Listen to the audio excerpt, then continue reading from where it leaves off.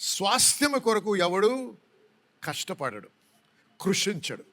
స్వాస్థ్యము అనేది తండ్రి నుంచి, తండ్రి కృషించిన దాన్ని నేను, ఆ లీగల్ కనెక్షన్ ఉంది కాబట్టి నేను దాన్ని వారసత్వము ద్వారా దాన్ని నేను పొందేది. హల్లెలూయా చెప్పాలి, అర్థమైన.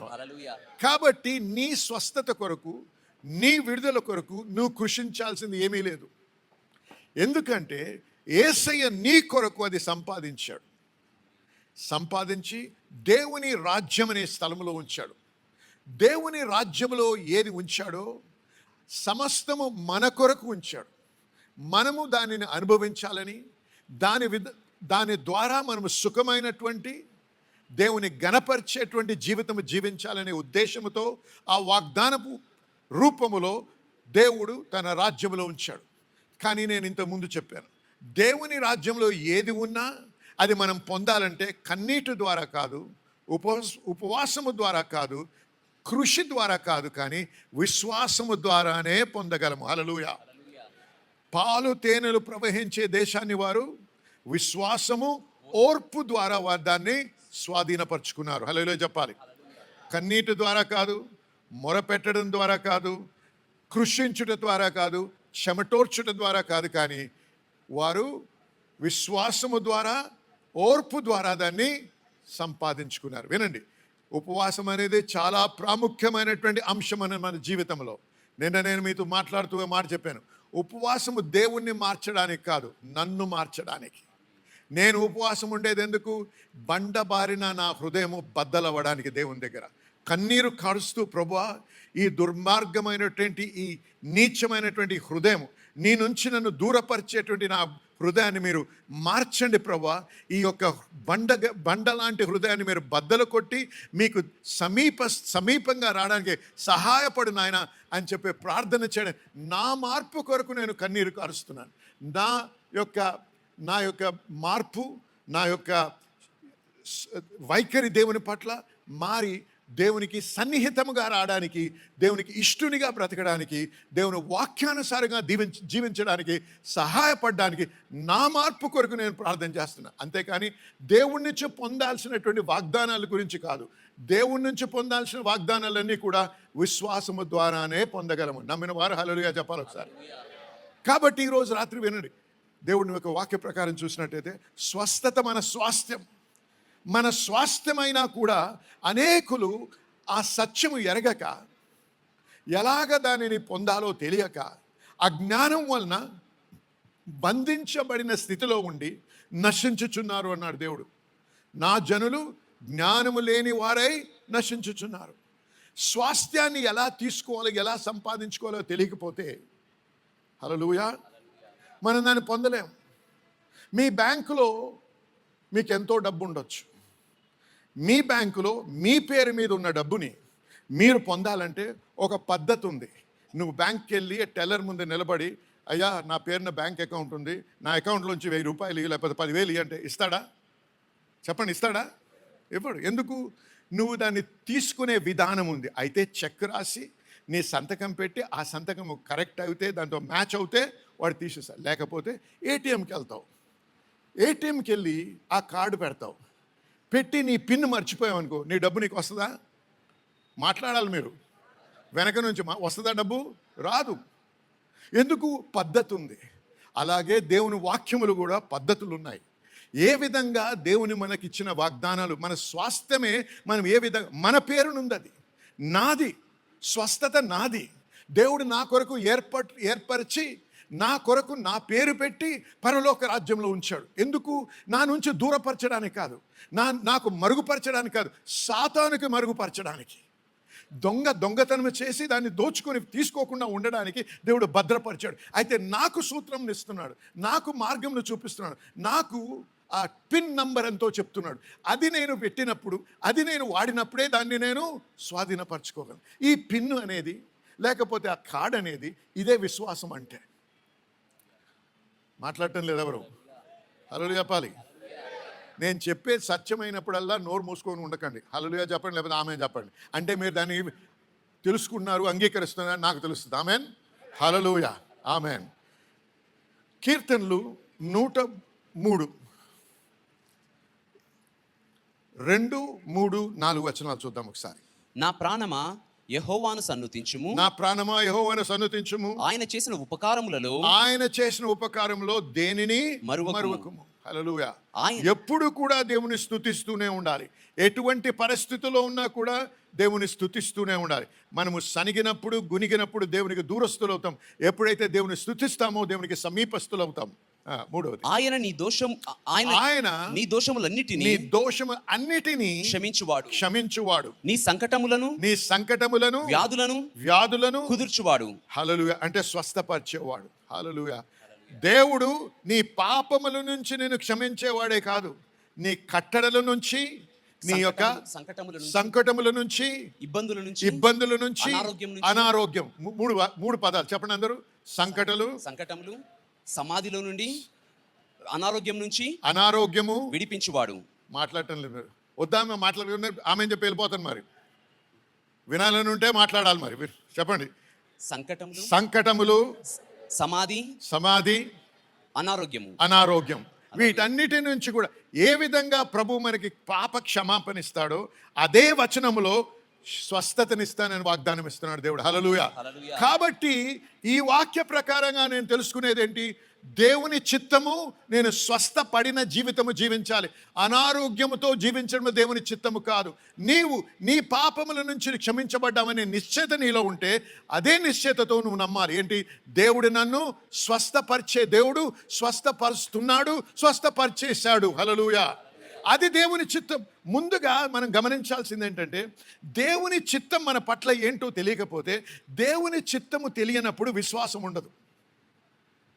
Where the will of God is not known, faith cannot operate. దేవుని చిత్తము ఎక్కడ కనుగొనబడదో అక్కడ విశ్వాసము పని చేయలేదు. అందుకే మనము దేవుని చిత్తము ఏంటో తెలుసుకోవాలి, దేవుని హృదయం ఏంటో తెలుసుకోవాలి, దేవుని మనస్సు నీ పట్ల నా పట్ల ఏంటో తెలుసుకోవాలి. చూసారా, మత్తయి సువార్త 8వ అధ్యాయంలో ఒక కుష్ఠరోగి యేసు ప్రభు కొండ దిగి వస్తున్నప్పుడు కుష్ఠరోగి వచ్చి అయ్యా, నీవు స్వస్థపరచగలవు నువ్వు అనుకుంటే, కానీ నువ్వు స్వస్థపరుస్తావో లేదో నాకు తెలియదు అన్నాడు. అన్నాడా? బైబిల్ చదువుతున్నారు మీరు? అన్నాడా? మాట్లాడటం లేదు. అన్నాడా? అన్నాడు. అంటే దీన్ని బట్టి నాకు ఏమర్థమైందంటే, మనలో ఎవరికి కూడా దేవునికి శక్తి లేదనే అపనమ్మకం లేదు. దేవునికి శక్తి ఉంది, కానీ నన్ను ముడతాడా, నన్ను స్వస్థపరుస్తాడా? సాతాను మన చెవులో ఊతుంటారు, నువ్వు అర్హుడువా, నిన్నెందుకు ముట్టాలి, నువ్వు దరిద్రుడివి, నువ్వు చేసిన క్రియలకి దేవుడు నిన్ను దీవిస్తాడా, దేవుడు నిన్ను ముడతాడా, దేవుడు నిన్ను స్వస్థపరుస్తాడా, నువ్వు అర్హుడివి కాదు అని మనం చెప్పినప్పుడు మనం దాన్ని నమ్ముతాం. మన అర్హతని బట్టి దేవుడు మనల్ని స్వస్థపరచడు. యేసయ్య అర్హతని బట్టి మనకి రక్షణ వచ్చింది, అదే యేసయ్య అర్హతని బట్టి మనకి స్వస్థత కూడా. హల్లెలూయా. కాబట్టి ఈరోజు రాత్రి మీ అస్వస్థత ఏదైనా సరే జాగ్రత్తగా వినండి, దాని నుంచి విముక్తి పొందే రాత్రి ఇది. హల్లెలూయా. అది బ్లడ్ ప్రెషర్ అవ్వచ్చు, హై బ్లడ్ ప్రెషర్ అవ్వచ్చు, హై బ్లడ్ షుగర్ లెవెల్ అవ్వచ్చు, లేకపోతే గుండె జబ్బు అవ్వచ్చు, లేకపోతే కార్జ్యముతో లివర్ ప్రాబ్లం అవ్వచ్చు, లంగ్ ప్రాబ్లం, ఏదైనా సరే మీరు స్వస్థత నొందనే ఉన్నారు. హల్లెలూయా. హల్లెలూయా. దేవుడు అద్భుతాలు చేసే దేవుడు. ఇలాగే ఒక కూటం జరుగుతూ ఉంది మాకు హైదరాబాద్లో, పట్టణంలో, మా సంఘంలో ప్రార్థన కూటాలు, ప్రేయర్ కాన్ఫరెన్స్ చేసాము. ప్రేయర్ కాన్ఫరెన్స్ చేసినప్పుడు అనేక మంది అనారోగ్యంతో వచ్చిన వారు ఉంటే వారికి ప్రార్థన చేస్తున్నాం. అందులో ఒక యవ్వన స్త్రీ చిన్న బాబుతో వచ్చింది. ఏంటంటే 4th స్టేజ్ క్యాన్సర్ అన్నారు ఆమెకి. పిల్లకి కాదు, ఆమెకి. యవ్వన స్త్రీ చూస్తే హృదయం కదిలిపోద్ది. ప్రార్థన చేశాం, కానీ నాకు లోపల అనిపించింది ఆమె కొరకు మళ్ళీ చేయాలని. ఆమెతో అన్నాను, అమ్మ ప్రార్థన అంతా అయిపోయిన తర్వాత స్టేజ్ తర్వాత కిందకు వచ్చి నన్ను కలవమన్నాను. కలిసింది, వచ్చింది, భర్త కూడా వచ్చాడు. నేను ప్రార్థన చేస్తున్నప్పుడు దేవుడు లోపల ప్రేరేపిస్తున్నాడు. ఏమని? చంప మీద కొట్టమన్నాడు. క్యాన్సర్తో బాధపడుతున్న వ్యక్తిని కొడతారా ఎవరన్నా? కానీ దేవుని స్వరము చెవి యొగ్గాలి మనం. హల్లెలూయా. హల్లెలూయా చెప్పాలి. అయితే ఆమెతో అన్నా, అమ్మ ఏమనుకోకండి, దేవుడు నాకు ఇలా ప్రేరేపిస్తున్నాడు, మిమ్మల్ని కొట్టాలంట నేను అన్నాను. కానీ జాగ్రత్తగా వినండి, నిన్ను కొట్టడం లేదు, నీలో ఉన్న క్యాన్సర్ని కొడుతున్నాను. మీకు దెబ్బ తగలొచ్చు, కానీ ఆ దెబ్బ నిజంగా దేనికి? క్యాన్సర్కి అన్నాను. అయ్యా మీ ఇష్టం అందామె. 2 చెడులను అనిపించాను. హల్లెలూయా. హల్లెలూయా. వెళ్ళిపోయింది. కొద్ది కాలం తిరిగి వచ్చింది డాక్టర్ రిపోర్ట్తో, పాస్టర్ గారు మొత్తంగా హీల్ అయిపోయానండి. నాలో శక్తి కాదు, ఆయన చెవిలో నాకు చెప్పాడు ఆమెను కొట్టమన్నాడు. ఆ కొట్టినప్పుడు ఏం శక్తి వెళ్ళింది? నా శక్తి కాదు, ఆయన శక్తి ద్వారా స్వస్థం. ఆ శక్తి, ఆ దేవుని సన్నిధి, ఆ దేవుని శక్తి ఈరోజు ఈ గ్రౌండ్లో ఉంది. మీరు స్వస్థత నొందే ఇక్కడి నుంచి వెళ్తారు, మీరు విడుదల పొందే ఇక్కడి నుంచి వెళ్తారు. నా దేవుడు, ఏ దేవుడైతే మీ పాపాలను క్షమించాడో ఆ దేవుడే మిమ్మల్ని స్వస్థపరచనై ఉన్నాడు. ఆ దేవుడే మీ ఇబ్బందుల నుంచి విముక్తినివ్వనై ఉన్నాడు. ఆ దేవుడే మీకు విడుదల ఇచ్చే దేవుడు. ఎటువంటి బంధకములో ఉన్నా, ఎటువంటి వ్యసనాలకు బంధించబడినా వాటన్నిటి నుంచి కూడా మీరు విముక్తి పొందే రాత్రి ఇదే రాత్రి. నిజంగా నమ్మినట్టయితే బిగ్గరగా 3 సార్లు హల్లెలూయా చెప్పాలి. 2, 3 హల్లెలూయా, హల్లెలూయా. ఇంకొక వాక్యం చూద్దాం. ఎక్సడస్, నిర్గమకాండం 23-25. ఏం చేస్తున్నాను? మీ విశ్వాసాన్ని బలపరచడానికి వాక్యాన్ని బోధిస్తాను. ఎందుకు? అవగాహన, వాక్య అవగాహన లేకపోతే విశ్వాసం ఉండదు. మన విశ్వాసము వ్యక్తి మీద ఉండదు, మన విశ్వాసము అద్భుతాల మీద కాదు, మన విశ్వాసం వాక్యం మీద ఆధారపడి ఉండాలి. కాబట్టి నాకు ఎప్పుడు శోధన వచ్చినా ఆ శోధనని జయించాలంటే వాక్యం అనే ఖడ్గం అవసరం. అందుకే ఎప్పుడైతే సాతాను వచ్చి యేసయ్యను శోధించిందో యేసయ్య ప్రార్థన చేయలేదు. చేశాడా? చెప్పండి, చేశాడా? ప్రార్థన చేశాడా? చేసేశాడు. శోధన వచ్చిన తర్వాత చేయలేదు. మనం ఏం చేస్తాం? శోధన వచ్చిన తర్వాత చేస్తాం. శోధన వచ్చినప్పుడు ఉపవాసం ఉన్నాడా? లేదు. శోధన రాగానే ఖడ్గాన్ని వాడాడు. ఆ ఖడ్గమే దేవుని వాక్కు. హల్లెలూయా. అందుకే ఎందుకు ఆయన స్థిరపరచబడ్డాడు ఆ వాక్యంలో. శోధన రాగానే అది శోధనని గ్రహించి ఆ శోధన ఛేదించడానికి, ఆ శోధన జయించడానికి దేవుని వాక్యాన్ని పలికాడు యేసయ్య. యేసయ్య నా మాదిరైతే, యేసయ్య నీ మాదిరైతే అదే నేర్చుకోవాలి. అందుకే వాక్యం బాగా పఠించండి, వాక్యం ధ్యానించండి, వాక్యాన్ని నెమరు వేయండి. హల్లెలూయా. చదువునాయి. నీ దేవుడైన యెహోవానే, నీ దేవుడైన యెహోవానే సేవింపవలెను. అప్పుడు ఆయన నీ ఆహారమును నీ పానమును దీవించును. హల్లెలూయా. నీ ఆహారము నీ పానమును దీవించేవాడు దేవుడు. హల్లెలూయా. నేను నీ మధ్య నుండి రోగమును తొలగించెదను. హల్లెలూయా, హల్లెలూయా. దేవుని నమ్ముకున్నటువంటి బిడ్డల్లో కూడా అనేకులు ఏమని నమ్ముతారో తెలుసా? దేవుడే ఈ రోగాన్ని ఇచ్చాడని, నాకేదో నేర్పించాలని చెప్పి దేవుడు నాకు ఈ అస్వస్థత ఇచ్చాడు, నాకు ఈ అనారోగ్యం ఇచ్చాడని నమ్మేటటువంటి క్రైస్తవ బిడ్డలు ఉన్నారు. ఇటువంటి బంధకములో, అంధకార బంధకములో ఉన్నటువంటి జనులు ఉన్నారు. చూడండి, దేవుని దగ్గర ఉంది ఏంటి? జీవము. ఏమన్నాడు యేసు ప్రభు? దొంగతనము, హత్య, నాశనము చేయడానికి వచ్చాడు. నేనైతే మీకు జీవమును, సమృద్ధి జీవం ఇవ్వడానికి వచ్చాను. అనారోగ్యం అనేది సమృద్ధి జీవితమా? చెప్పండి. అవునా? కాదు. బానిసత్వంలో బంధించబడిన స్థితి, సాతాను చేత బంధించబడడం, లేకపోతే సాతాను చేత పీడించబడడం, లేకపోతే వ్యసనాలకి బంధించబడి ఉండడం, అది సమృద్ధి జీవితమా? కాదు. దేవుడు తన దగ్గర ఉందేంటి? జీవం. మరణం లేదు దేవుని దగ్గర, జీవం ఉంది. నేను మీకు ఏదైనా ఇవ్వాలంటే నాలో ఉంది, నా దగ్గర ఉందే నేను మీకు ఇవ్వలేను, నా దగ్గర లేనిది నీకు ఇవ్వలేను. దేవుని దగ్గర మరణము, అనారోగ్యం లేవు. అనారోగ్యం అనేది ఎప్పుడు వచ్చిందో తెలుసా? ఎప్పుడైతే ఆదాము అవ్వలు పాపము చేశారో అప్పుడు మరణంతో పాటు అనారోగ్యం వచ్చింది. దేవుని ఆది సృష్టిలో మరణము లేదు, ఆది సృష్టిలో అనారోగ్యం లేదు. నేను చెప్పే సత్యమైతే ఆమె చెప్పండి. కాబట్టి ఈ అనారోగ్యము, మరణం అనేది పాపము ద్వారా వచ్చింది. ఇది సాతాను ద్వారా వచ్చింది. సాతాను ఈ లోకానికి దేవుడిగా మారాడు. God of this world. ఈ లోకానికి దేవత అయ్యాడు. కానీ దేవుడు ఏమన్నాడు? మీ మధ్యలోంచి రోగాన్ని తొలగిస్తానన్నాడు. హల్లెలూయా. జన్లారా, నీ శరీరంలో రోగము ఈ రోజే తొలగించబడును గాక. దాని పేరు ఏదైనా సరే, ప్రతి మోకాలు వంగాలి, ప్రతి నాలుక ఒప్పుకోవాలి. ఏమని? యేసే దేవుడని. హల్లెలూయా. కాబట్టి దాని పేరు క్యాన్సర్ అవ్వచ్చు, లేకపోతే హైపర్ టెన్షన్ అనొచ్చు, లేకపోతే డయాబెటీస్ అనొచ్చు, లేకపోతే ఇంకేదో అనొచ్చు. అన్ని పేర్లు కూడా యేసయ్య పేరుకి లొంగాల్సిందే. ప్రతిదీ తన నాలుకతో ఒప్పుకోవాలి యేసు ప్రభు అని. అలాగే ప్రతి మోకాలు వంగాలి. హల్లెలూయా, హల్లెలూయా. మీ జీవితంలో మీ శరీరంలో ఉన్నటువంటి ప్రతి అనారోగ్యం, అయ్యా నీ వయసు ఏమైనా సరే, నేను ముసలివాడిని కాబట్టి నాకు 50 సంవత్సరాలు వచ్చిన తర్వాత నొప్పులు వస్తాయి సహజమే. ఎవడు చెప్పాడు నీకు? మోషేకి వచ్చాయా? 120 సంవత్సరాలకి ఎవడి సహాయం లేకుండా కొండెక్కాడు. నువ్వు 50 సంవత్సరాలకే ఒక కర్ర పట్టుకున్నావు, రెండు పక్కన ఇద్దరు నిలబడాలి, నేను నడిపించాలి, కూర్చోబెట్టాలి, లేపాలి. అది దేవుని యొక్క చిత్తము కాదు. హల్లెలూయా చెప్పాలి. 85 సంవత్సరాలు ఉన్న కాలేబు అన్నాడు, 40 సంవత్సరాల క్రితం ఉన్నటువంటి శక్తి నాలో ఉంది, అటువంటి యవనతరం ఉంది, నాకు మామూలు ప్రదేశం కాదు, కొండ ప్రాంతాన్ని ఇమ్మన్నాడు. హల్లెలూయా చెప్పాలి. నీ వెంట్రుకలు తెల్లగైనా, నువ్వు ముసలివాడి అని అన్నా, యవ్వనస్తుడి వలె జీవించాలి. They that wait upon the Lord shall renew their strength. యెహోవా యందు కనిపెట్టువాడు వారి పక్షిరాజ యవ్వనము They shall run and not faint. వారు పరిగెత్తుదురు గాని They అలయరు. shall rise up with wings like the eagle. పక్షిరాజు వలె రెక్కలు చాపి పైకి ఎగురుదురు. But they that wait upon the Lord. కానీ యెహోవా యందు ఈ కనిపెట్టువాడు. బలమంతా దేవుని వాక్యములో ఉంది. ఈ అవగాహన లేదు. మనము లోకము చెప్పేది నమ్ముతున్నాం. ఈ రోజుల్లో అనేక మంది క్రైస్తవులు కూడా దేవుని వాక్యము కంటే గూగుల్ని ఎక్కువ నమ్ముతారు. మాట్లాడటం లేదు, నిజమైతే ఆమెనండి.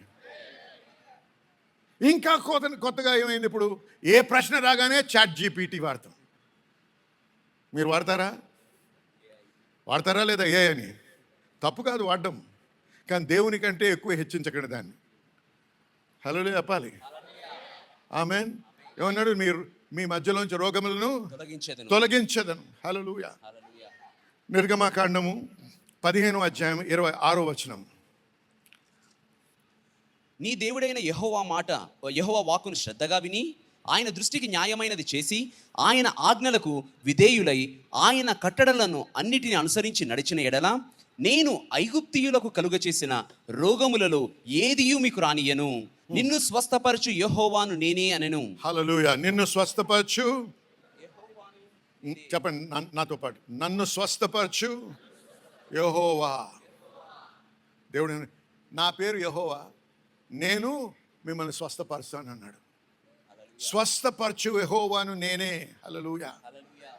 దేవుని దగ్గర అనారోగ్యం లేదు, స్వస్థత ఉంది, దీర్ఘాయుస్సు ఉంది. హల్లెలూయా. బలం ఉంది దేవుని దగ్గర.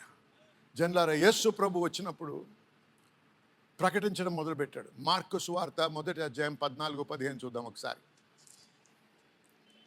కాలం సంపూర్ణమైనది, దేవుని రాజ్యం సమీపించి ఉన్నది, కావున మారు మనసు పొంది సువార్త నమ్ముడని చెప్పుచు దేవుని సువార్త ప్రకటించుచు గలిలయకు వచ్చెను. కాలము సంపూర్ణమైంది, దేవుని రాజ్యం సమీపించి ఉన్నది. దేవుని రాజ్యం, అందరూ చెప్పండి దేవుని రాజ్యం అని. అందరూ చెప్పాలి, దేవుని రాజ్యం. దేవుని రాజ్యము సమీపించినది, మారు మనస్సు పొంది సువార్తను నమ్ముడి. హల్లెలూయా. ఈ సువార్త ఏంటి? యేసయ్య ప్రకటించిన వాక్యమే సువార్త. సువార్త ఏంటి? నా పాపముల కొరకు ప్రాయశ్చిత్తము నేను చెల్లించలేను. నా పాపముల కొరకు ప్రాయశ్చిత్తం చెల్లించడానికి యేసయ్య వచ్చాడు. నాకు బదులుగా ఆయన శిలువ మ్రాను మీద మరణించాడు, రక్తమును కార్చాడు, ఆయన గాయములు పొందాడు. ఎందుకు? నేను స్వస్థత పొందాలని. ఆయన తిరిగి లేచాడు, ఎందుకంటే నేను కూడా జస్టిఫై అవ్వాలని, నీతిమంతుడుగా ఎంచబడ్డానికి. అలా చెప్పాలి అని ప్రకటిస్తూ ఏమన్నాడని, ఈ దేవుని రాజ్యం ఏంటో తెలుసా మీకు అన్నాడు. ఏంటో తెలుసా? అప్పుడు మార్కు సువార్త చదువుతూ కిందకు వస్తే దయ్యాల్ని వెళ్ళగొట్టాడు, అనారోగ్యం స్వస్థపరిచాడు, గుడ్డి వారికి చూపునిచ్చాడు, కుంటి వారికి కాళ్ళనిచ్చాడు. ఇది చేస్తూ ఏమన్నాడు? ఇది దేవుని రాజ్యము అన్నాడు. హల్లెలూయా. ఈ విధంగా దేవుని యొక్క రాజ్యమును ప్రకటిస్తూ దేవుని యొక్క చిత్తాన్ని వారికి తెలియపరిచాడు. జనులారా వినండి, మనం యేసయ్యను నమ్ముతున్నాము అంటున్నాము, కానీ నమ్మినటువంటి మనము ఆయన అనుభవించలేకపోతున్నాం. ఎక్కడో బంధించబడిన స్థితిలో గుడ్డితనంలో జీవిస్తున్నాం. ఆ గుడ్డితనమే తీసేయమని ప్రార్థన చేయాలి మనం. ప్రభువా, నాకు అవగాహన అనుగ్రహించి ఈ దేవుని రాజ్యాన్ని నేను గ్రహించడానికి నాకు సహాయం చేయి నాయన. ఏ దేవుని రాజ్యాన్ని నువ్వు ప్రకటించి దాన్ని ప్రదర్శించావో అది నేను అనుభవించాలని చెప్పే ఈ ప్రకటించడానికి నువ్వు వచ్చావు. కాబట్టి నీ చిత్తము నేను ఎరగాలంటే నీ వాక్య ప్రకారంగా నేను తెలుసుకునేది ఏంటంటే, నేను ఎటువంటి అనారోగ్యంతో ఉండకూడదు. హల్లెలూయా. నేను జీవించినంత కాలము ఆరోగ్యముతో జీవించి నాకు దేవుడిచ్చినటువంటి పిలుపు పరిపూర్ణమైన తర్వాత అనారోగ్యముతో వెళ్ళనక్కర్లేదు, ఆరోగ్యంగానే వెళ్ళొచ్చు. హల్లెలూయా. మోషేని అయ్యా ప్రభు అన్నాడు, నీ పిలుపుకు నేను ఎందుకు నిమిత్తమై నిన్ను పిలిచానో అది పరిపూర్ణం చేశావు, అయిపోయింది నీ పని. నువ్వు చేయాల్సిన భూమి మీద చేయాల్సిన వృత్తి కార్యం అన్నీ జరిగించావు, కాబట్టి కొండ మీద ఎక్కు అన్నాడు. అనారోగ్యంతో మరణించలేదు. ఇంగ్లీష్లో చెప్పాలంటే you cannot die before you finish your assignment. మీ కార్యాన్ని ముగించకుండా మీరు మరణించకూడదు. Hallelujah, hallelujah, hallelujah. Hallelujah. Sickness should not kill you. అనారోగ్యం నిన్ను చంపకూడదు. Don't accept and let sickness dominate your body, dominate your thinking, and bind you and lead you to the grave. అనారోగ్యం మీ శరీరమును మీ యొక్క మనసును అధిగమించి సమాధికి అది నడిపించకూడదు. Hallelujah. హల్లెలూయా. Hallelujah. ఏ పేరుతో డాక్టర్ గారు దాన్ని పిలిచినా దానికి డాక్టర్ దగ్గర మందు లేదేమో, యేసే దగ్గర మందు ఉంది. హల్లెలూయా. డాక్టర్కి తెలియదేమో, డాక్టర్ కంటే జ్ఞానము కలిగిన యేసై ఉన్నాడు మనకి. హల్లెలూయా. ఈ భూమికి ఈ సహజ జ్ఞానానికి అంతు లేదేమో, సహజ జ్ఞానానికి తెలియదేమో పరిష్కారం, కానీ ప్రత్యక్షత జ్ఞానములో పరిష్కారం ఉంది. అందుకే మనకి యేసే దగ్గరికి సన్నిహితంగా రావాలి. ప్రభువా నాకు చూపించు నాయన, నాతో మాట్లాడు ప్రభువా, నన్ను నడిపించు ప్రభువా. హల్లెలూయా. ఇలాగే ఒక దేశంలో అంట ఓ చిన్న బాబు ఉన్నాడంట. తల్లిదండ్రులు ఆ బాబు ఎప్పుడు ఏడుస్తూనే ఉన్నాడంట. ఎంత ఏడుస్తున్నాడో అర్థం కావట్లేదు. ఎన్ని డాక్టర్ల దగ్గరికి, ఎన్ని హాస్పిటల్స్, ఎన్ని స్పెషాలిటీ హాస్పిటల్, ఎక్కడ తీసుకెళ్ళినా ఎవరు ఏం చేయలేకపోయారట. అయితే ఒకరోజు సంఘానికి వచ్చారు. పాస్టర్ గారు ఆ రోజు రోగుల కొరకు ప్రార్థన చేస్తున్నారంట. చెప్పారంటే ఇలాగుంది అని. పాస్టర్ గారు ప్రార్థన చేసి దేవుడు తెలిపేశాడు, అమ్మ ఇంటికి వెళ్ళి నీరు పొంగించి చల్లార్చి తాగించమ్మా అన్నాడు. అంతటితో అయిపోయిందంటాడు. హల్లెలూయా. ప్రత్యక్షత జ్ఞానంలో చాలా చాలా సింపుల్, చాలా సులువైనటువంటి పరిష్కారం ఉండొచ్చు. మనం ఎంతో జ్ఞానంతో చేయాలనుకుంటాం, దేవునికి అన్నీ సునాయాసంగా జరిగించగలడు. హల్లెలూయా, హల్లెలూయా. చెప్పండి, ఈ రాత్రి స్వస్థపరచబడి, విడిపించబడి, విడుదల పొంది ఈ స్థలము నుంచి నేను వెళ్ళనై ఉన్నాను యేసు నామములో. హల్లెలూయా, హల్లెలూయా, హల్లెలూయా. గత రాత్రి నా సాక్ష్యం మీతో పంచుకున్నాను. దేవుడు నన్ను ఎలా స్వస్థపరిచాడు, ఎలాగ నాకు మరి ఆ జ్ఞానం ఇచ్చాడు, విశ్వాసంతో ఎలా ముందు కొనసాగినప్పుడు దేవుడు నాకు సంపూర్ణ స్వస్థతనిచ్చాడు, అవన్నీ మీతో పంచుకున్నాను. జాగ్రత్త వినండి. స్వస్థత మీ స్వాస్థ్యమే కాదు, వాక్య ప్రకారంగా చూసినట్టయితే అది పిల్లల రొట్టె అన్నాడు దేవుడు. హల్లెలూయా. కానీ నువ్వు దేవుని బిడ్డవా, భిక్షగాడివా? ఒక్కసారి నీ ప్రార్థనని నువ్వు పరిశీలించి చూసుకో. ఏ విధంగా ప్రార్థన అయ్యా నేను బిచ్చగాడిని, నేను కుక్కని, నేను ఒక పురుగుని అని ప్రార్థన చేస్తాం. చేస్తామా చేయమా చెప్పండి, మాట్లాడండి. మనమేం అలా ప్రార్థన చేస్తే నన్ను నేను తగ్గించుకున్నానని. అయ్యా ఆ ప్రార్థన పాత నిబంధన గ్రంథంలో ఉంది. అంటే ఆ కాలంలో వారికి యేసయ్య ప్రత్యక్షత లేదు. వారు ఎవరిని కూడా పాత నిబంధన గ్రంథంలో రాజులు ఉన్నారు, యాజకులు ఉన్నారు, ప్రవక్తలు ఉన్నారు, కానీ దేవుని కుమారులు లేరు. హల్లెలూయా చెప్పాలి. ఇది ప్రత్యక్షత మీకు చెప్పేది. వారందరూ కూడా గొప్పగా దీవించబడ్డారు, గొప్పగా వాడబడ్డారు. కాకపోతే నూతన నిబంధనలోకి వచ్చేటప్పటికి బాప్తిస్మం ఇచ్చి యోహాను కంటే గొప్పవాడు లేడు, ఏ ప్రవక్త కూడా. కానీ ఈ నిబంధనలో ఉన్నవాడు బాప్తిస్మం ఇచ్చి యోహాను కంటే గొప్పవాడు అన్నాడా లేదా? హల్లెలూయా. ఎందుకో తెలుసా? యేసయ్య చేసిన క్రియని బట్టి మనము దేవుని బిడ్డలుగా మార్చబడుతున్నాం. మనకి అవగాహన లేదు కాబట్టే మనం అపోహలో, అజ్ఞానములో దేవుని దగ్గరికి వెళ్ళి అయ్యా నేను కుక్కను, నేను దరిద్రుడిని, నేను భిక్షగాడిని, పనికిరాని దరిద్రుడిని నాయన అని ప్రార్థన చేస్తాం. అంటే దేవుని కంటే నీకు ఎక్కువ జ్ఞానం ఉందా? దేవుణ్ణి చెంప మీద చెల్లని కొట్టడం అన్నమాట అది. దేవుడు ఏమంటున్నాడో అది నమ్మాలి. నీ మంచితనాన్ని బట్టి కాదు, నేను గొప్పవాడిని అని చెప్పుకోవడం. యేసయ్య ఏమన్నాడు? You are the righteousness of God in Christ Jesus. మీరు క్రీస్తు యేసునందు దేవుని నీతి అయి ఉన్నారు. నీవు క్రీస్తు యేసునందు దేవుని నీతి అన్నావు. You are the sons of God అన్నాడు. మీరు దేవుని కుమారులై ఉన్నారు. దేవుని చూపిస్తాను, ఆగండి వినండి. ఈ రోజు నుంచి మనం దేవుని దగ్గరికి వెళ్ళినప్పుడు మర్చిపోకండి, నీవు కుక్కగా వెళ్ళకూడదు, ఒక దరిద్రుడిగా వెళ్ళకూడదు, ఒక పురుగులాగా వెళ్ళకూడదు. ఎలాగెళ్ళాలో తెలుసా? యేసయ్య రక్తముతో కప్పబడి, ఏమన్నాడో తెలుసా? హెబ్రీయులకు రాసిన పత్రిక 9:10, come into the throne room with boldness through the blood of Jesus. దేవుని కృపా సింహాసనము యొద్దకు యేసుక్రీస్తు రక్తము ద్వారా ప్రవేశించుడి. హల్లెలూయా. హల్లెలూయా. యేసుక్రీస్తు రక్తము నిన్ను మార్చేసింది. హల్లెలూయా. కుక్కనైన నన్ను, పురుగునైన నన్ను, దరిద్రునైన నన్ను మార్చేసింది దేవుడు. హల్లెలూయా. యేసయ్య మార్చేశాడు, తన రక్తం మార్చేసింది, రూపాంతరం ఇచ్చాడు దేవుడు నాకు. హల్లెలూయా. మీకు కూడా నమ్మిన వానికి ఇవన్నీ కూడా సాధ్యమే. నువ్వు నమ్మాలి, కానీ నీ మనసు నమ్మడానికి అడ్డుపడుతుంది. ఇది మనసుతో చేసేది కాదు, హృదయముతో చేసేది. వాక్యాన్ని నువ్వు నమ్మడం నేర్చుకోవాలి, చదివింది నెమరు వేయాలి, అది అవగాహన రావాలి. అవును ప్రభా, నేను దరిద్రుడిని, కానీ నీ కృపని బట్టి ఈ రోజు నుంచి నేను నీ బిడ్డను. హల్లెలూయా. దానికి ఇంకా లోతుగా వెళ్దాం. అసలు ఈ వాక్యం చదువుదాం. మార్కు సువార్త 7వ అధ్యాయం 25 నుంచి 30 వరకు త్వరగా చదువు. అపవిత్రాత్మ పట్టిన చిన్న కుమార్తె గల ఒక స్త్రీ ఆయనను గూర్చి విని వెంటనే వచ్చి ఆయన పాదముల మీద పడెను. ఆ స్త్రీ సురేఫెనికియా వంశమునందు పుట్టిన గ్రీసు దేశస్థురాలు. ఆమె తన కుమార్తెల్లో నుండి ఆ దయ్యము వెళ్ళగొట్టుమని ఆయనను వేడుకొనెను. ఆయన ఆమెను చూచి, పిల్లలు మొదట తృప్తి పొందవలెను, పిల్లల రొట్టె తీసుకుని కుక్క పిల్లలకు వేయుట యుక్తము కాదనెను. పిల్లలు ముందుగా తినాలి, పిల్లలకు వర్తించిన రొట్టె తీసుకొని కుక్క పిల్లలకు వేయుట యుక్తము కాదు. చూసారా ఏమన్నాడు?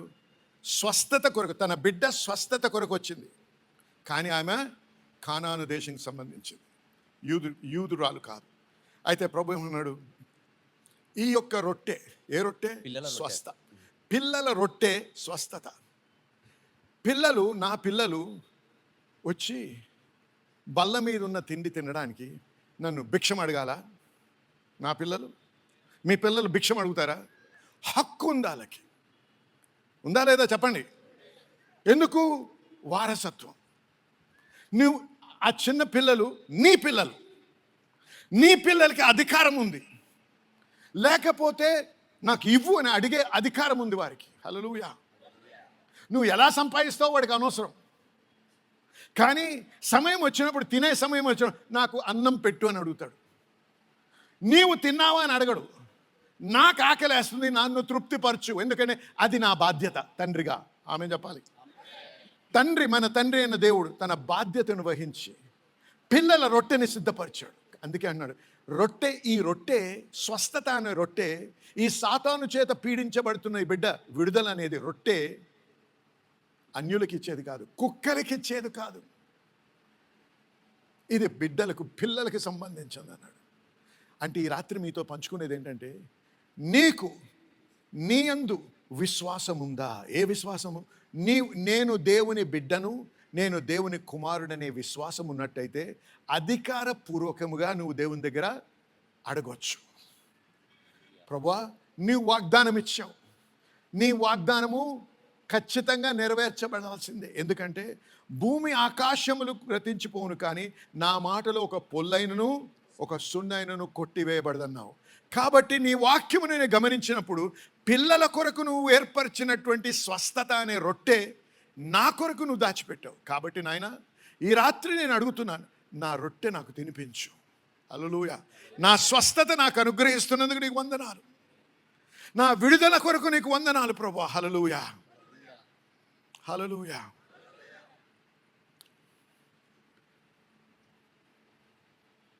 ఒకసారి మా సంఘానికి ఒక వ్యక్తి వచ్చాడు. చాలా కాలం, అంటే దాదాపు 10 సంవత్సరాల పైనుంచి తాగుబోతు, ఎవరికి తెలియదు తాగుబోతు అని. వచ్చాడు, వాక్యం వింటా ఉన్నాడు, ఎవరూ ప్రార్థన చేయలేడు, వెళ్ళిపోయాడు. మళ్ళీ బాటిల్ ముట్టలేదు. ఏమైందో తెలుసా? ఆ ప్రసన్నతలో దేవుని ఆత్మ కార్యం జరిగించి దేవుని రొట్టె ఆయన తినగలిగాడు. కాబట్టి వెంటనే విడుదల పొందాడు. హల్లెలూయా. ఇంకోటి, మీరు నమ్మలేరు, ఇది మాకే చాలా కష్టమైంది నమ్మడానికి. ఇక్కడ ఉన్నాడు ఒక వ్యక్తి, సంఘంలో వాక్యం చెప్తున్నాము, తాగుబోతూ ఆ రోజు తను ముందుకు వచ్చి దేవుని దగ్గరికి వచ్చి తను సమర్పించుకొని, ప్రభువా నా జీవితంలోకి రాని ప్రార్థన చేసి, ఇంట్లో బాటిల్స్ వాటంతట వాటి పగిలిపోయాయంట. హల్లెలూయా, హల్లెలూయా. దేవునికి అసాధ్యమైంది ఏదీ లేదు. జన్లారా, ఇవన్నీ ఎందుకు చెప్తున్నానో తెలుసా? మిమ్మల్ని మీ విశ్వాసం మిమ్మల్ని ప్రోత్సహించడానికి, అంతేగాని గొప్ప చెప్పుకోవడానికి కాదు. నా దేవుడు పక్షపాతి కాదు. నన్ను ఎక్కువ ప్రేమించి మిమ్మల్ని తక్కువ ప్రేమించడానికి, నా జీవితంలో జరిగించిన దానికంటే ఎక్కువ చేస్తాడు, మీకు చేయగలడు. హల్లెలూయా. మేము పంచుకునే ఇటువంటి సాక్ష్యాలు ఏదో మా సంఘము చాలా గొప్పది మీకంటే అని చెప్పడానికి కాదు, మన దేవుడు గొప్పవాడిని గణపరచడానికే. మీ దేవుడు నా దేవుడు ఒకే దేవుడు. మా సంఘములో, మా పరిస్థితిలో, మాకున్న పరిసరాల్లో, మాకున్న ఇన్ఫ్లుయెన్స్లో, ఎక్కడైతే మేము వాక్యం ప్రకటిస్తున్నామో అక్కడ దేవుడు చేస్తున్న క్రియలు ఇవని చెప్పి మీతో పంచుకొని, మీతో పాటు సంతోషిస్తూ, అలాగే మిమ్మల్ని ప్రోత్సహిస్తూ, హెచ్చరిస్తూ, నాయన మీ జీవితంలో కూడా మీరు అనుభవించగలరు ఇదని ప్రోత్సహిస్తూ పురికొల్పడానికే వచ్చాం. హల్లెలూయా. కానీ మా ప్రార్థన ఏంటంటే మీరు ప్రతి ఒక్కరు కూడా దేవుణ్ణి ప్రత్యేకముగా వ్యక్తిగతంగా అనుభవించాలి. వ్యక్తిగతంగా అనుభవిస్తూ వ్యక్తిగతంగా మీరు స్వస్థతను ఉండాలి. హల్లెలూయా, హల్లెలూయా, హల్లెలూయా. రొట్టె ఏది? ఈ యొక్క స్వస్థత అనేది పిల్లల రొట్టె. ఈ రొట్టె పైన నాకు హక్కు ఉంది అని మర్చిపోకండి. హల్లెలూయా. చూడండి జనాలు, మీరు ఎవరో ఒకసారి చూద్దాం. యోహాను సువార్త 1వ అధ్యాయం 12వ వచనం. తన్ను ఎందరు అంగీకరించారో వారందరికీ దేవుని పిల్లలు అగుటకు అధికారం అనుగ్రహించను. జాగ్రత్త వినండి. ఎవరైతే రక్షణ పొందుతారో, ఎవరైతే యేసు ప్రభువుని తమ హృదయాల్లో తమ సొంత రక్షకునిగా అంగీకరిస్తారో, హల్లెలూయా. చర్చిలో మెంబర్షిప్ కాదు, ఈ సంఘం ఆ సంఘం కంటే మంచి సంఘం అని కాదు. సంఘముని ఏ పేరు పెట్టిన సంఘమైనా, అది కింగ్స్ టెంపుల్ అవ్వచ్చు, ఏ సంఘము కూడా మీకు రక్షణ ఇవ్వలేదు. నమ్మినట్టయితే ఒకసారి హల్లెలూయా చెప్పండి. ప్రతి సంఘంలో ఏదో లోటు ఉంది, మా సంఘంతో పాటు. అర్థమైంది మీ అందరికి చెప్పేది? ఏ సంఘము పర్ఫెక్ట్ లేదు. కొద్దిమంది, అయ్యా నేను చర్చికి వెళ్ళనండి, ఎందుకంటే ఆ చర్చిలో అన్నీ ఇదండి, ఆ ప్రాబ్లం అండి, ఈ ప్రాబ్లం అండి, నేను మంచి పర్ఫెక్ట్ చర్చ్ కొరకు వెతుకుతున్నాను, వచ్చినప్పుడు దాన్ని కనబడితే అప్పుడు ఆ సంఘాన్ని నేను వెళ్ళకు, ఎందుకంటే నువ్వు వెళ్ళగానే అది ఇంపర్ఫెక్ట్ అయిపోద్ది. దోషం లేనిది దోషంగా మారుతుంది, ఎందుకు? నువ్వు అడిగెట్టావు కాబట్టి. ఏమన్నాడు యేసు ప్రభు? ఒక దగ్గర what he said was this. He said, I came for those that need healing, not for those that don't need healing. స్వస్థత ఎవరి కొరకు కావాలను వారి కొరకు నేను వచ్చాను కానీ, రోగుల కొరకే నేను వచ్చాను కానీ స్వస్థత పొందిన వారి కొరకు రాలేదన్నాడు. హల్లెలూయా, హల్లెలూయా. నాకు అవసరము అని తెలుసుకోవాలి. జనులు వినండి, మనం ఈ కూటం ముగించక ముందు ఈ రాత్రి మరొకసారి మీకు అవకాశం ఇస్తారు. యేసుని మన హృదయంలోకి అంగీకరించాలి. మన నోటితో ప్రభువా రా అని ఆహ్వానించాలి. హల్లెలూయా, హల్లెలూయా, ఆహ్వానించాలి. ఇక్కడ మాకు తెలిసిన ఒక వ్యక్తి రవిప్రసాద్ గారు, ఆయన ఆహ్వానించారు. ఆయనతో పాటు అనేక మంది సంఘ కాపర్లు, పెద్దలు రమ్మని ఆహ్వానించారు. అందుకే వచ్చి మరి బలముగా వాక్యం ప్రకటించగలుగుతారు. మా అంతటా మేము వస్తాయి, మీరు ఎవరు ఉండరు ఇక్కడ. హల్లెలూయా చెప్పాలి. అలాగే యేసు ప్రభు తలుపు తట్టు, మీ హృదయం అనే తలుపు తట్టు నిలబడి తడుతూ ఉన్నాడు. ఆహ్వానిస్తావా? ఆహ్వానించినట్టయితే ఏమన్నాడు? మీరు దేవుని పిల్లలు అగుటకు అధికారం ఇస్తానన్నాడు. నువ్వు చనిపోయి పరలోకానికి వెళ్ళిన తర్వాత అక్కడ ఎవరు నిలబడుతుంటో తెలియదు, కానీ ఆ దేవదూత ఏ సంఘాన్ని నుంచి వచ్చావయ్యా అని అడగడు. మీ సంఘ కాపరి పేరు అడగడు. మీ సంఘ సంస్థ గురించి అడగడు. నీవు యేసయ్యను అంగీకరించావా లేదా? అయినట్టయితే నీవు దేవుని కుమారునిగా నిలబడతావు, అన్యుడిగా కాదు. ఏ మతము నిన్ను రక్షించలేదు, క్రైస్తవ మతము కూడా నిన్ను రక్షించలేదు. ఒకసారి ప్రసంగిస్తూ నేను ఏమన్నా తెలుసా? I am not a Christian అని బోధించాను. నేను క్రైస్తవుని కాదు అని. నేను క్రైస్తవుని కాదు, నేను ఎవరో తెలుసా? దేవుని కుమారుడిని అన్నాను. హల్లెలూయా. నేను క్రైస్తవుడిని కాదు, దేవుని కుమారుడిని. మతము గురించే ఎన్నో కలహాలు, ఎన్నో విరుద్ధాలు, డినామినేషన్ వలన ఎన్నో కలహాలు కాదు. ముఖ్యంగా మనం తెలుసుకోవాల్సింది, నేను దేవుని బిడ్డను.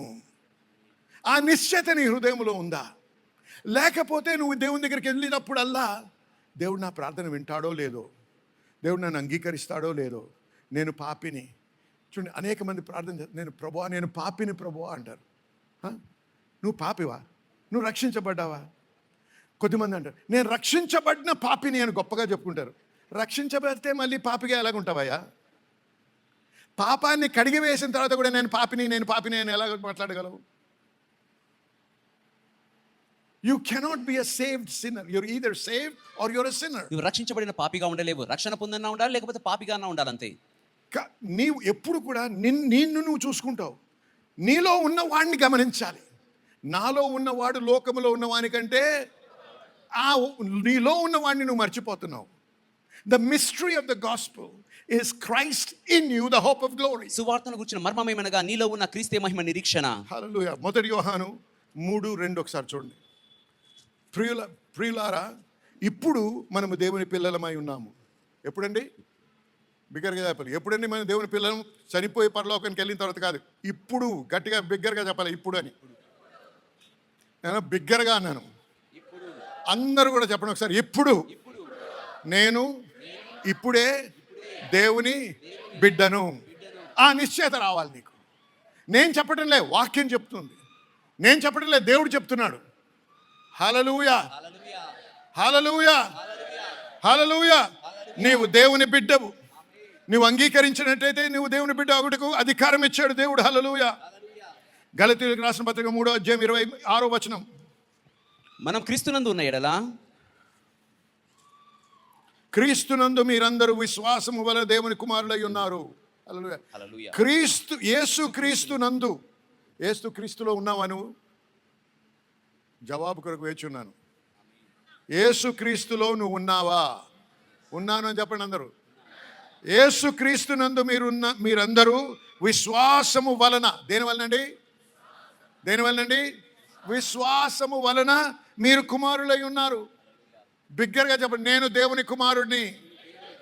నీ సహోదరుడికి చెప్పండి, మీ పక్కన వారికి నేను దేవుని కుమారుడిని. అటున్న వారికి చెప్పండి.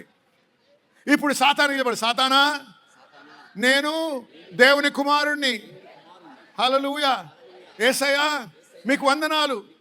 మీరు నన్ను మీ కుమారునిగా చేసుకున్నందుకు మీకు వందనాలు. హల్లెలూయా. చప్పట్లు కొట్టి దేవుని హర్షించండి. నేను దేవుని కుమారుణ్ణి, నేను దేవుని బిడ్డనై ఉన్నాను. హల్లెలూయా, హల్లెలూయా, హల్లెలూయా. ఏమన్నా స్వస్థత మన స్వాస్థ్యం అన్నాం. లూకా సువార్త 13:11-16 వరకు త్వరగా చదవండి. అయ్య బాబోయ్, టైం అయిపోయింది.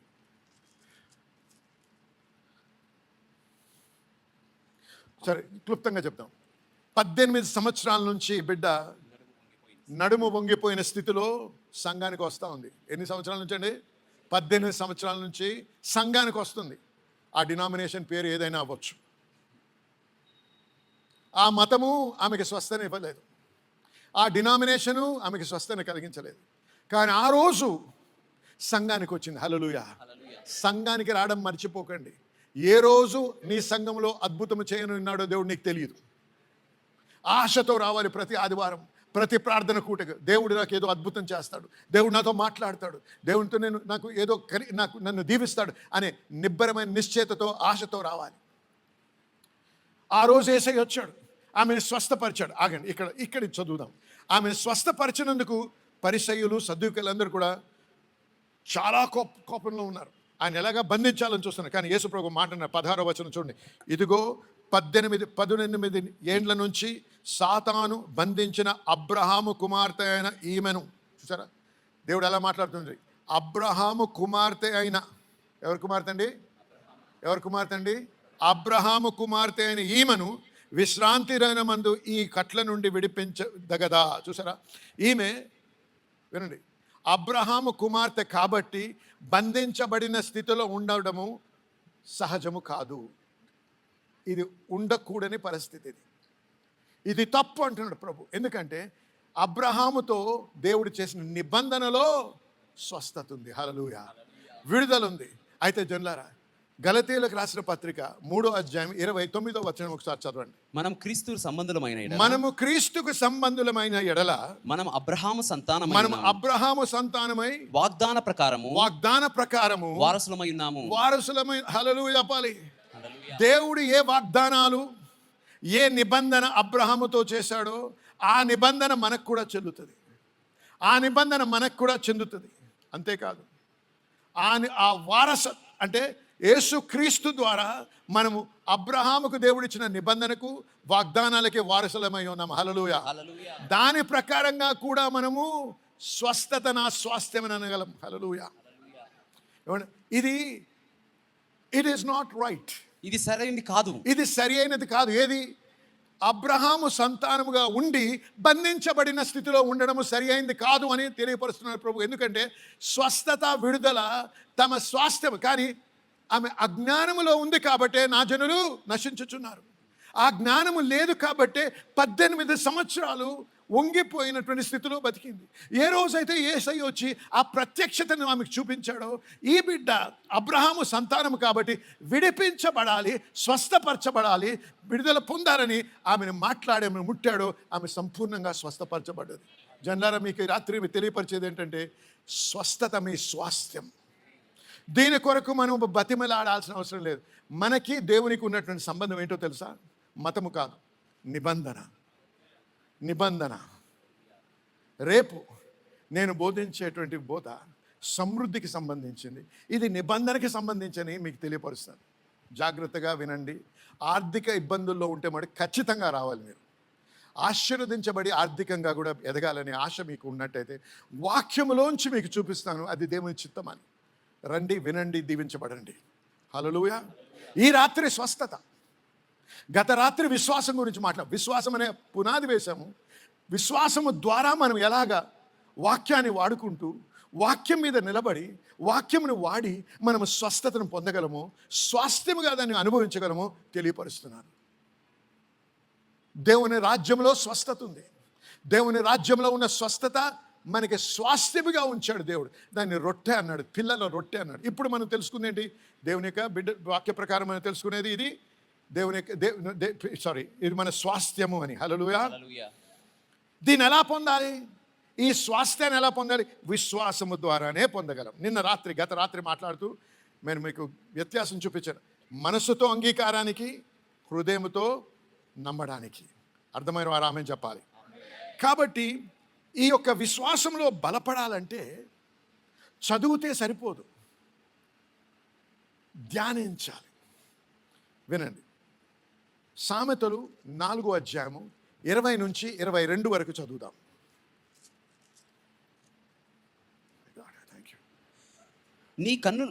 నా కుమారుడా, నా మాటలను ఆలకింపుము, నా వాక్యములకు నీ చెవియొగ్గుము. నీ కన్నుల ఎదుట నుండి వాటిని తొలగిపోనీయకము, నీ హృదయమందు వాటిని భద్రము చేసుకునుము. దొరికిన వారికి అవి జీవమును, వారి సర్వ శరీరములకు ఆరోగ్యమునిచ్చును. నీ హృదయము నుండి జీవధారలు బయలుదేరు. వినండి, ఇంగ్లీష్లో కొద్దిసేపు మాట్లాడుతాను, దాని తర్వాత మళ్ళీ Telugu. My son attend to my words. నా కుమారుడా, నా మాటలకు చెవియొగ్గుము. నా మాటలకి చెవియొగ్గుము అన్నాడు. జాగ్రత్తగా విను. నా వాక్యములకు, నా మాటలు ఆలకింపుము. ఆలకించాలి, జాగ్రత్తగా వినాలి. నీ కన్నుల ఎదుట నుంచి వాటిని తొలగిపోనీయకము. అంటే అందుకే పాత నిబంధన గ్రంథంలో ఏమన్నారంటే గోడల మీద, ద్వారాల మీద వాక్యం రాయమన్నారు. అవునా? చెప్పారా లేదా? ఎందుకు? దేవుడు మనల్ని, మన ధ్యాస, మన దృష్టి ఎప్పుడు కూడా లోకము నడిపించే విధానంలో కాకుండా వాక్యములో ఏముందో అది తెలియపరచడానికే, దాని మీద మనం ఫోకస్ ఉండడానికి గోడల మీద, లేకపోతే ద్వారాల మీద, లేకపోతే చేతి మీద రాసుకోమని ఉంది వాక్యంలో. అవునా? నేను చెప్పే సత్యమైతే ఆమె చెప్పండి. ఎందుకంటే ఏ దాని మీద నువ్వు ధ్యాస ఉంచుతావో అదే నీ హృదయంలో నాటబడుతుంది. వాక్యము గురించి మాట్లాడుతూ ప్రభు ఏమన్నాడు తెలుసా? వాక్యము విత్తనం అన్నాడు. ఆ వాక్యము విత్తనం అయితే ఆ విత్తనం ఎలా నాటాలి? మన కనుచూపు ఎప్పుడూ దాని మీద ఉండాలి, మన ధ్యాస దాని మీద ఉంచాలి. వాగ్దానాన్ని స్వతంత్రించుకోవాలంటే బతిమలాడుతూ ప్రార్థన చేయడం కాదు, ప్రార్థన చేయడమే కాకుండా ఆ వాక్యాన్ని, ఆ వాగ్దానం రాసుకోవాలి. ఆ వాగ్దాన్ని చూస్తూ ఉండాలి. ఆ వాగ్దానం ఎక్కడ రాసుకోవాలి? బాత్రూంలో నీ యొక్క మిర్రర్ అంటే అద్దం మీద రాసుకో, వార్డ్రోబ్ మీద రాసుకో, బెడ్రూమ్లో రాసుకో. నేను ఆయన పొందిన గాయముల చేత స్వస్థత నొంది తిని. ఎక్కడ తిరిగినా ఆ వాక్యం నీ కళ్ళ ముందు ఉండాలి. ఎక్కడ నీవు తిరిగినా ఆ వాక్యం నువ్వు నెమరేస్తుండాలి. దాన్నే మాట్లాడుతున్నావు. ఏం చేస్తున్నావు? దున్నుతున్నావు. నీ హృదయం అనే నేలని దున్నుతూ ఆ విత్తనాన్ని నాటుతున్నావు. హల్లెలూయా. ఇదే మార్గం చూపిస్తున్నాడు ఇక్కడ. ఏమన్నాడు? నీ దృష్టి ఉంచు, నీ కన్నుల ఎదుట నీ నుండి కన్నుల ఎదుట నుంచి వాటిని వాటిని తొలగిపోనివ్వకము. నీ హృదయమందు నీ హృదయమందు వాటిని భద్రము చేసుకుని నాటమంటున్నాడు. ఎప్పుడైతే ఆ వాక్యము నాటబడుతుందో, హల్లెలూయా, ఆ నాటబడిన విత్తనము అప్పుడు ఆ విత్తనం మరణించి దాని నుంచి నూతన జీవముగా మారుతుంది, నూతన జీవంగా బయటకు వస్తుంది. హల్లెలూయా. ఇప్పుడు వినండి, ఇప్పుడు చదువు. అవి దొరికిన వారికి అది దొరికిన వారికి అవి జీవమును అది జీవమును వారి సర్వ వారి సర్వ శరీరమునకు ఆరోగ్యమునిచ్చును. ఆరోగ్యం. హల్లెలూయా. ఆరోగ్యం ఎక్కడి నుంచి వస్తుంది? ఆ వాక్యం నుంచి వస్తుంది. హల్లెలూయా. హల్లెలూయా. ఆ వాక్యంలోంచి వస్తుంది నీ స్వస్థత. అందుకే ప్రార్థన చేసి ఏడ్చి ఏడ్చి ఏడ్చి గోజాడితే కాదు. ఏడు గోజాడు, నువ్వు ఏదైనా చేయి, కానీ ఆ విత్తనం మట్టుకుని హృదయంలో నాటబడాలి. అది నాటబడితేనే అప్పుడే ఆ వాక్యము నీ స్వస్థతగా మారి నువ్వు అనుభవించే స్థితికి వస్తావు, ఆ స్వస్థతను, ఆ విడుదలను. కాబట్టి ఆ విధంగా మనం నెమరువేసి ఆ విధంగా దాన్ని మనం ఉంచుకున్నప్పుడే మనము ఆ యొక్క ఎక్స్పీరియన్స్లోకి రాగలం. అందుకే ప్రభు ఏమన్నాడంటే, యెహోషువని ఆ యొక్క పాలు తేనెలు ప్రవహించే ప్రదేశంలో ఉన్న వారందరూ కూడా ఆజానుబాహులు. ఇంగ్లీష్లో ఉంది జయంట్స్ అని ఉంది, యోధులు, నెఫిలీములు. వీరు ఎత్తు ఎంతో తెలుసా అండి? మనకి 2-2.5 టైంలు ఎత్తు, రెట్లు ఎక్కువ. ఒకసారి గమనించండి, వారి ముందు నిలబడితే వారిని చూడాలంటే ఇలా చూడాలి. అటువంటి వారిని నువ్వు ఓడిస్తావు అన్నాడు ప్రభు. వినడానికి బాగానే ఉంది, నమ్మగలవా? చాలా కష్టం. అందుకే ప్రభు అన్నాడు, నెఫీలీములకు చూడకు, ఆ గోడల్ని చూడకు, ఎత్తైన గోడల్ని, నీకున్న ఆటంకాలను చూడకు, దివారాత్రములు నా వాక్యమును ధ్యానించు అన్నాడు. వాక్యము ధ్యానించడం ద్వారా, వాక్యము చూడండి, ధ్యానించడం ఎలాంటిదంటే విత్తనం విత్తినట్టు. విత్తనం విత్తినప్పుడు ఆ విత్తనము కప్పబడుతుంది, చీకట్లోకి వెళ్ళిపోద్ది. అక్కడ భూమిలో ఏమవుతుందో మనకు తెలియదు, కానీ కొన్ని దినాల్లో ఆ విత్తనం మరణించి దానిలోంచి నూతన జీవము ఉద్భవిస్తుంది. హల్లెలూయా. అలాగే ఎప్పుడైతే మనం వాక్యాన్ని నాటుతాం, మనం హృదయంలో నెమరు వేస్తుంటామో, రాత్రింపగలు దాన్ని ధ్యానిస్తుంటాం. డాక్టర్ చెప్పింది కాదు, వైద్యులు చెప్పింది కాదు, రిపోర్ట్లు చెప్పింది కాదు, డయాగ్నోసిస్ కాదు, ఏది కాదు, వాక్యము ఏమి చెప్పుతుంది. ఒకసారి మా పెద్దమ్మ ఊపిరితిత్తుల ప్రాబ్లంతో కిమ్స్ హాస్పిటల్లో అడ్మిట్ అయింది. పీల్చుకోలేకపోతుంది, గాలి చాలా కష్టంలో ఉంది. అన్నీ పెట్టారు, ట్యూబులు అన్నీ పెట్టారు. డాక్టర్ ఏమీ మంచి హోప్ ఇవ్వలేదు, బతుకుతుందని చెప్పడం లేదు. కానీ ప్రిపేర్ చేస్తున్నారు, మమ్మల్ని సిద్ధపరుస్తున్నారు, దేనికి అగాత్యమైనా కూడా రెడీగా ఉండాలి. నన్ను ప్రార్థన చేయమని పిలిచారు. నేను వెళ్ళాను, మాట్లాడడానికి ప్రయత్నం చేస్తుంటే మాట్లాడటం లేదు ఆమె. కానీ ఆమె చెవిలో మాట్లాడాను. ఎందుకంటే తెలుసా మీకు, మీ శరీరం పడుకున్నా నిద్రిస్తున్నా మీ ఆత్మ లేచి ఉంటుంది, మీ ఆత్మ గ్రహించగలదు. అందుకే రాత్రులు పడుకునేటప్పుడు సినిమా పాటలు వినకండి, వాక్యం వినండి, ఆన్ చేయండి, నిద్రపోండి వాక్యం మీద. సినిమా కాదు, చూడ, సినిమా చూస్తూ సినిమా విత్తనం విత్తి అదే విధంగా ప్రవర్తిస్తారు జనం.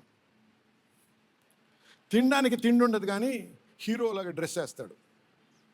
వాడిది కాదు బైక్, కానీ అడుక్కున్న బైక్ మీద పెట్టి ఫోటో తీసుకుంటాడు. నేను చెప్పే సత్యమైతే ఆమెను చెప్పండి. అది నటన, అది నిజమైన జీవం కాదు. ఒక మాట ఉంది, I will live and not die and glorify the works of God. Psalm 118 verse 19. Okay, Psalm అంటే కీర్తనలు 118:19 వచనం చూడండి ఒకసారి. నేను చావను కానీ జీవించి యెహోవా క్రియలను మహిమపరచెదను. ఆమె చనిపోయే స్థితిలో ఉంటే వెళ్ళి ఆమె చెవిలో మాట ఈ వాక్యం పలికి ఓ మాట అన్నాను. లేచినప్పుడల్లా అదే మాట్లాడు అన్నాను. లేచినప్పుడల్లా నువ్వేమంటావు? నేను చావను, నేను బ్రతుకుతాను, యెహోవాని గణపరుస్తాను, మహిమపరుస్తాను అని మాట్లాడు అన్నాను. మరుసటి రోజు వెళ్ళేటప్పటికి లేచింది, కళ్ళు ఇప్పింది. విన్నావా అంటే విన్నానన్నది, చెప్తున్నావంటే చెప్తున్నానన్నది. హల్లెలూయా. 3 రోజులు 4 రోజులు డిశ్చార్జ్ అయింది, సంపూర్ణంగా స్వస్థపరచబడి. వినండి, ఎందుకు చెప్తున్నారు? చప్పట్లు కొట్టడం మంచిదే, కానీ వినండి, నేను నేర్చుకోవడానికి, ఇది నన్ను హర్షించడానికి కాదు. సత్యం గ్రహించండి. ఇక్కడ ఏమైంది?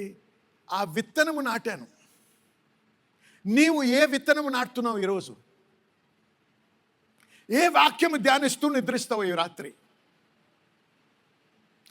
నీ సమస్యలు ధ్యానిస్తూ నిద్రిస్తావా? నీవు ఎదుర్కొనే కష్ట పరిస్థితులను ధ్యానిస్తూ నిద్రిస్తావా?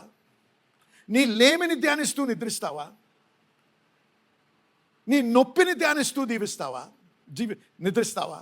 లేకపోతే వాక్యములో వాగ్దానం తీసుకొని ధ్యానిస్తూ నిద్రిస్తావా? ఈ నిర్ణయం నీది. దేవుడు అన్ని సదుపాయాలు చేశాడు, ఇప్పుడు తినమంటున్నాడు. దేవా దేవా నాకు సాయం చేయ ప్రభువా. ఎలాగుందని తెలుసా? మంచి ఇల్లు ఇచ్చాడు దేవుడు, చాలా చక్కగా ఉంది. ఆ డోర్ అంటే ఆ ద్వారం విప్పి లోపలికి వెళ్ళడానికి తాళపు చెవులు ఇచ్చారు. కానీ ఏం చేస్తుందో తెలుసా? కారు అనుకోండి, కొత్త కారుకి కారు కీస్ ఇచ్చారు మనకి. నీది అన్నారు. మోకాలుండి, అయ్యా ప్రభువా ద్వారం విప్పినాయనా, అయ్యా ద్వారం విప్పినాయనా, నేను దరిద్రుని ప్రభువా, నేను మూర్ఖుడిని ప్రభువా, నేను కుక్కనయ్యా, ద్వారం విప్పాయా. బుద్ధిహీనుడా, నీ చేతిలోనే కీస్ ఉన్నాయి, నీ చేతిలోనే తాళపు చెవులు ఉన్నాయి. ఆమె చెప్పండి. దేవా నువ్వు చేయి, దేవా ఎందుకు చేయటం లేదు?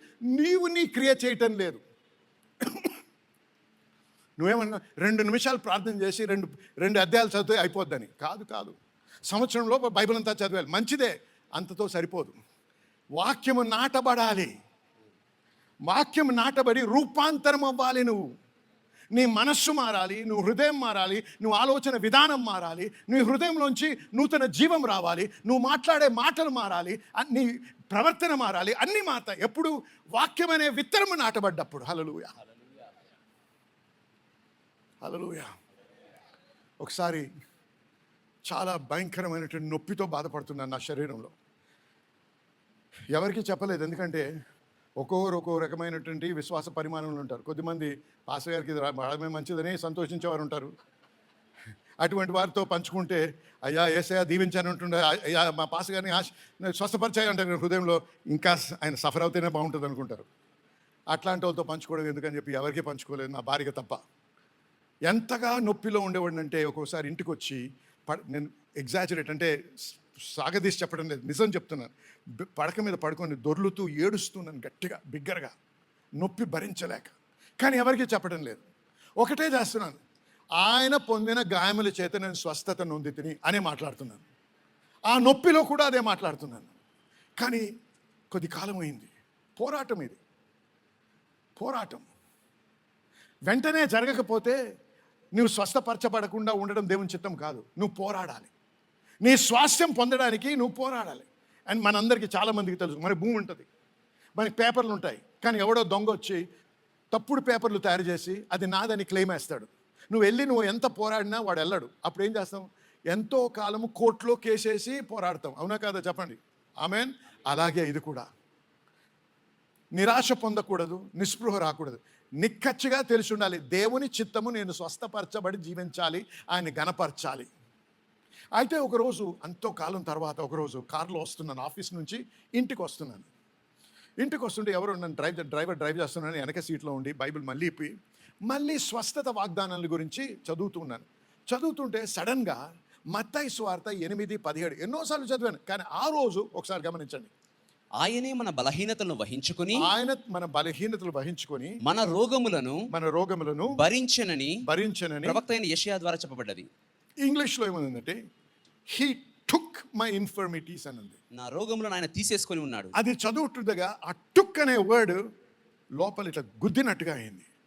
ప్రభువా నీవు తీసేసుకున్నట్టయితే నేను ఎందుకు మోస్తున్నాననే ప్రశ్న నాకు వచ్చింది. హల్లెలూయా. ప్రభువా నీవు తీసేసుకున్నావు కాబట్టి నేను ఇది భరించను, ఇది నా స్వాస్థ్యం అని చెప్పి ఇంటికి వెళ్ళగానే పడక దగ్గరికి వెళ్ళి మోకాళ్ళుండి దేవుని స్తుతించడం మొదలు. ప్రభువా you have taken this sickness, you have taken this pain, I refuse to carry it anymore. ఈ అనారోగ్యం నువ్వు తీసేసుకున్నావు ప్రభువా, ఈ నొప్పి నువ్వు తీసేసుకున్నావు, ఇంకా ఏ మాత్రం నేను భరించను సహించను ప్రభువా అని. హల్లెలూయా. ఆ రోజు నుంచి సంపూర్ణంగా స్వస్థపరచబడ్డాను. నేను బోధించేది నా అనుభవం, వాక్యములో ఉన్న అనుభవాన్ని బోధిస్తున్నాను, ఎందుకంటే మీరందరూ కూడా అదే అనుభవించాలనే ఆశతో. హల్లెలూయా, హల్లెలూయా. మనము చేయాల్సిన పని మనం చేయాలి. గత రాత్రి ఒక సాక్ష్యం చెప్పారు మీకు.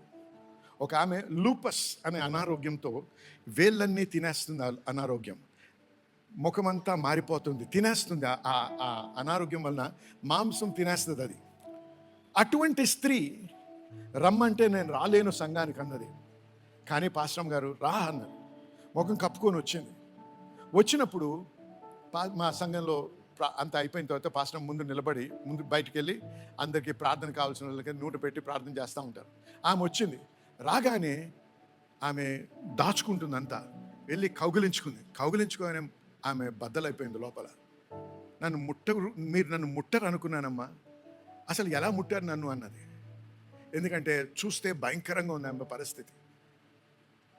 ఆ రోజు ప్రార్థన చేసి నూనెతో అనాయింట్ చేసి మ్యాంటల్ ఇచ్చి ఓ మాట చెప్పింది పాస్టర్ గారు. ఆమె అన్నది, అమ్మా నీకు ఒక హోంవర్క్ ఇస్తున్నా, నీకు ఒక ఇంట్లో చేయాల్సిన పని చెప్తున్నాను. నీవు ఇంటికి వెళ్ళి ఒక నోట్బుక్ తీసుకొని I was healed by his stripes అని 1000 సార్లు రాయన్నది. ఎన్నిసార్లు అని? 1000 సార్లు. ఆమె ఏళ్ళు తినేస్తున్నాయి, పెన్ను పట్టుకోవడానికి శక్తి లేదు. కానీ దృఢ నిశ్చయం, దేవుడు నన్ను స్వస్థపరిచాడు, నేను సాతాన్ని అనగదొక్కాలి, ఈ అనారోగ్యం నుంచి నేను బయటకు రావాలి, ఆ నిశ్చయత ఆమె హృదయం ఉంది. కాబట్టి ఇంటికి వెళ్ళి అతి కష్టం మీద పట్టుకొని మెల్లిగా మొదలుపెట్టింది.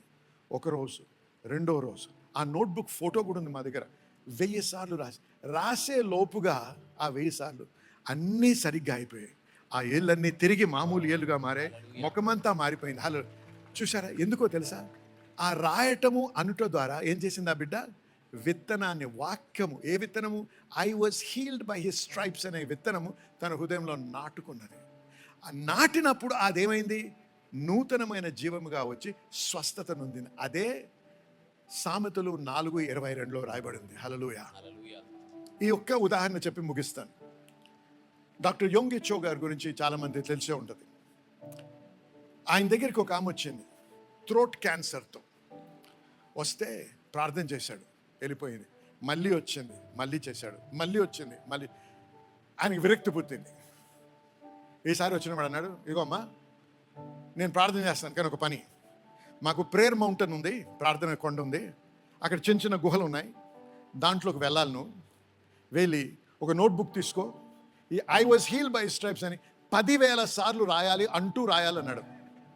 వెళ్ళిపోయింది. రాసి 10,000 సార్లు 10 రోజులు ఇంకెక్కువ రోజులు పట్టింది. రాసేసి తీసుకొని వచ్చి పాస్టర్ గారి దగ్గర, పాస్టర్ గారు మీరు చెప్పినంత చేశానని చాలా సులువుగా మాట్లాడి, ఏమైందమ్మా నీకు? నాకు స్వస్థత అయిందండి అన్నది. అప్పుడు గమనించింది ఏమైందో. హల్లెలూయా. వాక్యములో ఉన్న శక్తి గురించి మాట్లాడుతున్నాను. ఇంకో పుస్తకము నవలు చదివినట్టు, మ్యాగజైన్ చదివినట్టు చదవకండి.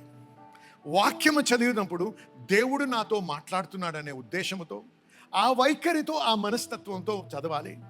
నీకు సంబంధించిన ప్రశ్నలకు ఉన్న జవాబు ఏదైతే ఉందో ఆ వాగ్దానాలు తీసుకుని ఆ వాగ్దానం నీ హృదయంలో నాటినప్పుడు ఆ వాగ్దానము నీ జీవితంలో పనిచేసి గొప్పగా జీవముగా మారి నువ్వు దేవుని యొక్క వాగ్దానం అనుభవిస్తూ స్వస్థత నుండి, సంపూర్ణ విడుదల నుండి దేవుని గణపరుస్తూ ఒక సాక్షిగా నువ్వు జీవించగలవు. హల్లెలూయా చెప్పాలి.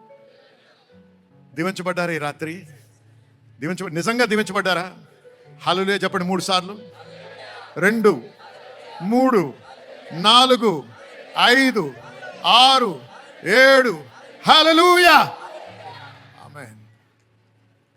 తల ఉంచి కళ్ళు మూసుకుందాం ఒకసారి. చూడండి, ఇవన్నీ తన బిడ్డల కొరకు రొట్టెగా ఇచ్చినటువంటి విషయం ఇది.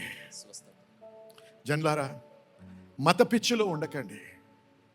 నువ్వు పరలోకానికి వెళ్ళితే నువ్వు క్రైస్తవుడవా అని, నువ్వు క్రైస్తవుడు కాదా అని అడగరు. నీవు దేవుని బిడ్డవా కాదా అని అడుగుతారు. దేవుని బిడ్డగా అవ్వడానికి నువ్వు ఏమి చేసినా అవ్వలేవు. నీ కొరకు చేయాల్సిందంతా చేశాడు యేసు ప్రభు.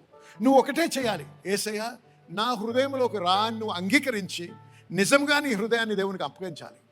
పశ్చాత్తాపడి ఆయన అంగీకరించి నీ నోటితో ఆయన నా ప్రభువుని ఒప్పుకున్నట్టే నువ్వు రక్షించబడతావు అన్నాడు దేవుడు. హల్లెలూయా.